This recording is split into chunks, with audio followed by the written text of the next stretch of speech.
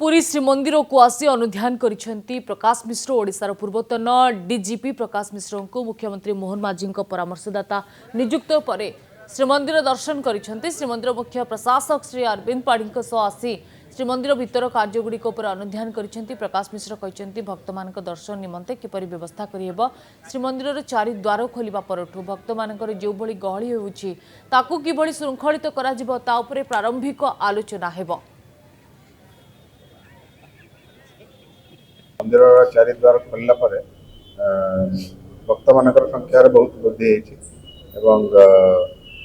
तांकर जो रेगुलेटेड वे रे केमते दर्शन करें महाप्रभुकर से विषय एडमिनिस्ट्रेशन पक्षर टेम्पल एडमिनिस्ट्रेशन जिला प्रशासन एवं राज्य सरकार तरफ बहुत या भितर चिंता प्रकट करमती रेगुलेटेड दर्शन हम समस्ते किपरि महाप्रभु को भल भाव दर्शन करें अनेक पद्धति माने भावी से विषय आम आज डिस्कसन